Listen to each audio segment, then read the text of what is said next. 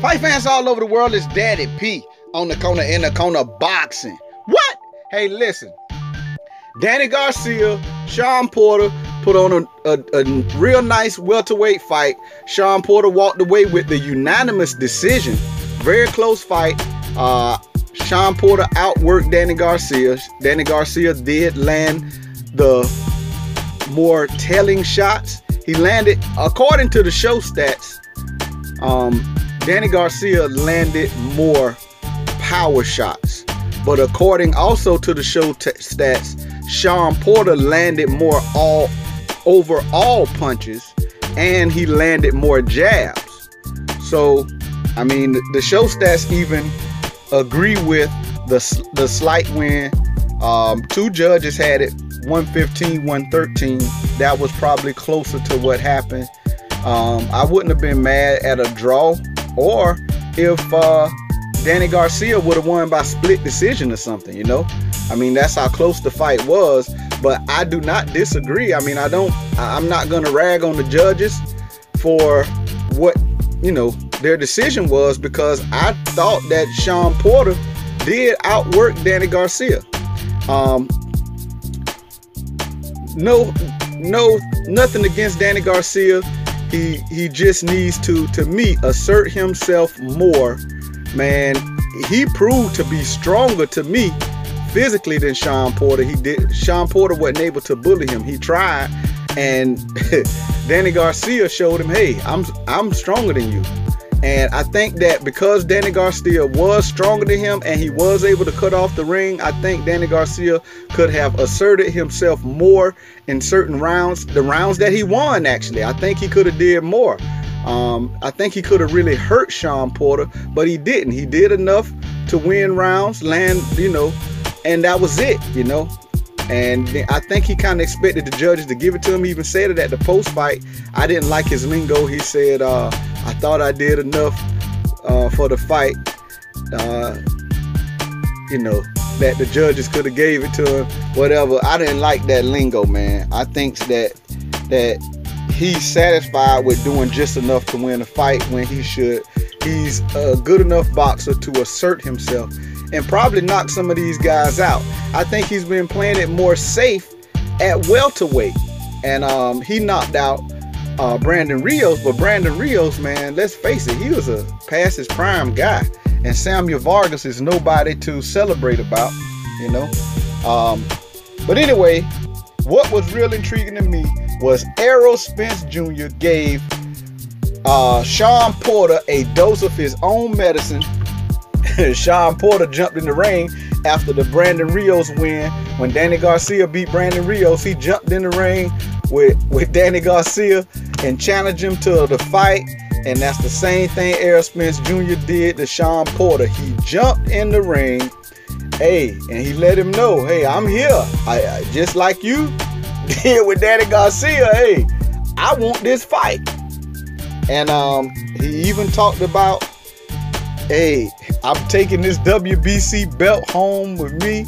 Man, look, this Errol Spence Jr., to me, I'm proud of him, because I've always said I thought he should assert himself more in the media, and he is doing exactly that. And that's what it takes. You know, your skills in the ring will talk for you, but outside of the ring, you still have to speak for yourself. And I'm liking how Errol Spence is starting to become a media don. I think he can become a media don, and I think that's what he needs to do to take his game to the next level. Because just winning fights is good, and his skill and that he possessed is good. But to be great, you got to do it all around. And these guys talk about Floyd Mayweather and sometimes try to mimic him.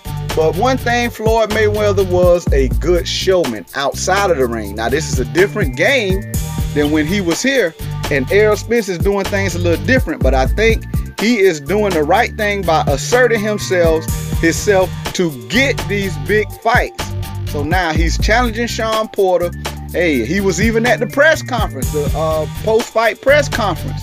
And he said a lot. He was calling out Terrence Crawford by his resume and And I'm gonna tell you, some of the stuff he was saying, I agree with. It's kind of true. I mean, you know, he was asking about Terrence Crawford. You know, well, who has he beat, and the people that he beat, and you know, questioning. And I'm gonna tell you this: the people that Terrence Crawford beat, I believe Errol Spence can beat him too. But I'm gonna tell you this as well. I mean, Terrence Crawford, what? And I'm gonna tell you, I said this before, and I say this a lot about Bob Arum. Bob Arum is real good at shaping a person's early career.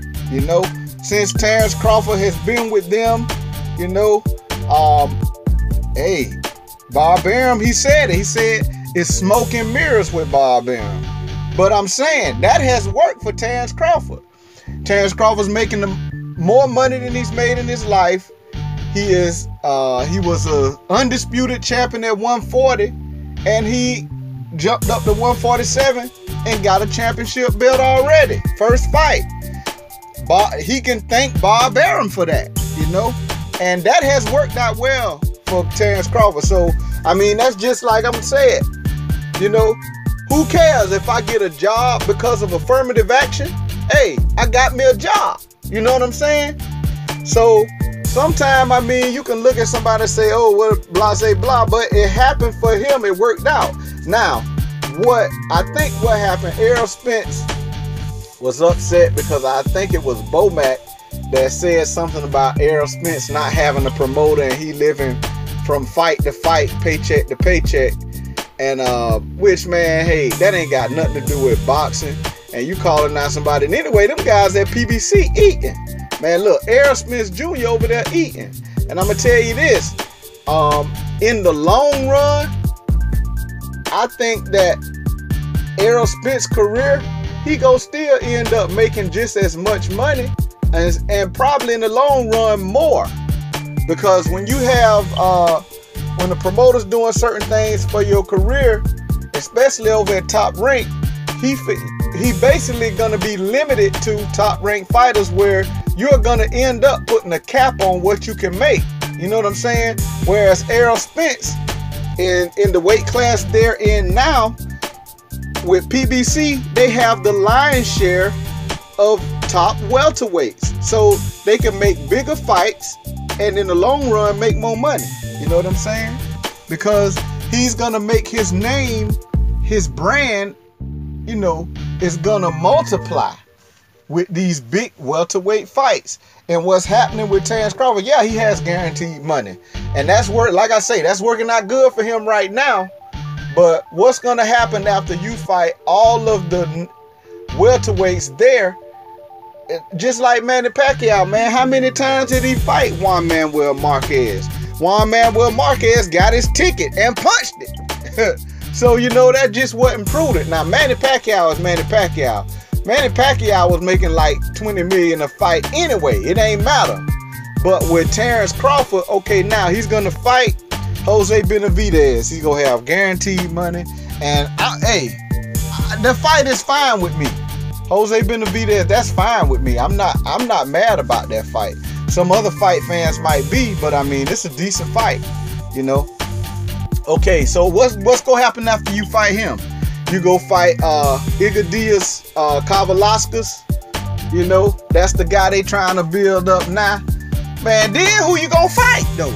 You know what I'm saying? You're going to run out of notable opponents to fight. You have a deal with ESPN. And I'm going to tell you, I'm a Terrence Crawford fan. I like Terrence Crawford. But, you know, signing with, hey, he done signed again with Top Rank, which, hey, I heard Black Fight fans say something about it. I understand, yeah, you did what's best for right now for his family. But in the long run, man, if you don't end up getting away from Bob Arum, once you take these few fights next year or so, next couple years, then who you gonna fight? Because you're gonna have to start trying to see about crossing aisles soon. You know what I'm saying? And it's gonna be very difficult when everybody got these deals with these networks. You got to deal with ESPN. You know, Showtime has to deal with PBC. Fox, you know. Man, look, And like I heard who else was saying it? Steven Espinosa ain't trying to work with all of these different guys like that, different networks like that. You know? So Terrence Crawford, man, hey, he making his money right now, and I'm glad about it, but he need to think about branching out it soon, you know. And hey, Bob Arum, kudos. He did the same thing for Mayweather and the Golden Boy. He helped shape the beginning of their careers, and then once they, you know, they name was big enough, they went on and did their own thing. And with Floyd Mayweather, his name was big, but he had an opportunity to have that crossover fight. But before that, he aligned himself with Golden Boy to do his promoting when he left Top Rank, and then he was able to fight the Golden Boy. So Floyd Mayweather just had a plan. He had a dream and he went after it. But I think Terrence Crawford gonna have to do something like that. But I was really happy to see Errol Spence Jr. assert himself in the media. You know, he hopped in the ring with Shawn Porter. He was at the post-fight press conference. He spoke there. Man, look, this young man, hey, that's what you got to do in boxing. You have to assert yourself in the ring. Errol Spence does that already. Now, outside of the ring, he bringing this thing full circle, man. You know, he's in his prime. This is the time to do it. You only go have, you know, few more prime years, so you got to shape the rest of your career to what you want it to be, you know, to make your brand, your name as a brand, make it as big as you can get it, so that you can do stuff like, you know, hey, Floyd Mayweather was younger when he started his though, so when how everything came together, so I don't know, but he still can do what he can do. You know, he's maximizing his potential for making more money. You know what I'm saying? And I like that. But anyway, hey man, this makes the welterweight scene a lot more interesting. Now we have an official WBC champion in the welterweight division, which is now Shawn Porter. I take my hat off to him, man. And, you know, don't hang your head, Danny Garcia. He's still upper echelon to me, welterweight fighter. You know, he's still the cream of the crop, you know. But hey, we have WBC Shawn Porter. WBA is still Keith Thurman. Now, I hope he do go ahead and fight this fall and come back next year, maybe take him another fight and be ready for top contenders and other champions, you know.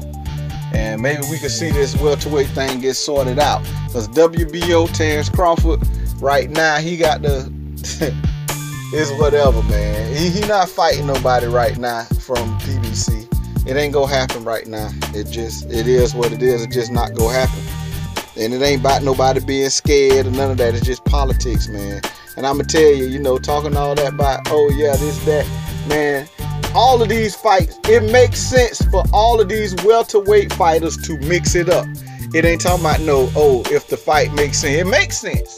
It makes sense for Terrence Crawford to fight Danny Garcia. It makes sense for Terrence Crawford to fight Shawn Porter. It makes sense for for Terrence Crawford to fight Errol Spence Jr. It already makes sense. It already makes sense. You will be unifying titles, but I understand he's the WBO champion. Terrence Crawford is.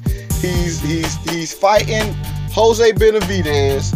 Hey, you know, and then after that he probably fight somebody else. After that, man, look, I don't know what he gonna do, and that's what's unfortunate about boxing. The politics that's involved.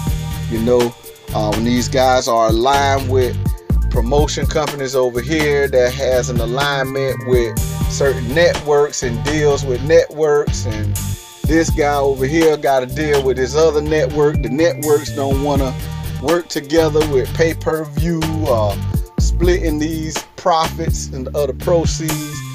You know, it's the politics in the sport, man, and it's very unfortunate. But hey, Errol Spence Jr., Danny Garcia, Shawn Porter, Keith Thurman, look, all of these guys are at PBC and they can easily fight make these fights. They need to do, hey, like the four horsemen of old, the fabulous four of old. And I'm talking about of old. I'm talking about, you know, Hagler, Hearn, Duran, Leonard. That's what I'm talking about. All of them guys fought each other, you know. Go ahead and do it, you know. Mix it up. Y'all can make them fights easy over there, you know. And, you know, like I say, Keith Thurman, you know, Manny Pacquiao, he gonna do what he want to do. He the WBA regular champion. He gonna do what he want to do. He gonna fight who he want to fight. And hey, he got an inferior WBA belt. I ain't mad at him. He at the end part of his career. Hey, I ain't mad at him. Make your little money however you want to make it. You know, he gonna probably end up vacating that belt anyway. His name is as such where he don't need a belt. You know what I'm saying? He can fight anybody, have good leverage in negotiating the fight, you know, because of his name. So he's a legend. So, but this welterweight division is still very hot, and there's still some good fights to be made. Ugas, he fought on the undercard with Shawn Porter and them, you know, well, you know, right there on the main event card. And, you know, hey, to me, I don't think he, with the top welterweights, he might can mix it up, but I don't think he's the highest level. I don't think he will be like a guy that'll stand at the top and stay around that top area. I think if he steps up the competition to fight these champions or these upper echelon guys, he may give them a decent fight, but I don't know if he's going to be able to beat them. And once he lose to like two of the top guys, I don't think his name will continue on. So I don't know, but maybe it's a good guy to keep in the mix. He's a very sound boxer. And fundamentally, so I mean, he like I say, he can give any of these guys a good fight. Maybe pull one out. I don't know. I don't know if his power is there to do it. He couldn't do it against a lesser opponent Saturday night, so I don't know. But hey, this welterweight situation now is heating up. I'm glad about it. And Shawn Porter, they talked about him, Errol Spence Jr. Now I don't think it's gonna be next, and I'm gonna be honest with you. That's what Errol Spence saying, and I don't think it's going to be next. I believe that Shawn Porter is going to fight somebody else, and he might fight like a Ugas, or Errol Spence might have to fight Ugas, because Shawn Porter will probably fight somebody else, and then, you know, that's probably the beginning quarter of next year, and probably by the summer, Errol Spence, Shawn Porter, may be a fight that's ready to be made. But in the meanwhile, Errol Spence probably can go ahead and fight Ugas, you know. And then, you know, hopefully Shawn Porter be ready. Danny Garcia, where he goes from here, man, look, I think he still match up well with any other welterweight. And maybe, you know, I'm going to tell you this. Would it be good for Danny Garcia if I was any of these top guys? If you having trouble getting a fight made, hey, Amir Khan out here was calling all of these top guys' names. I make him back up what he's saying.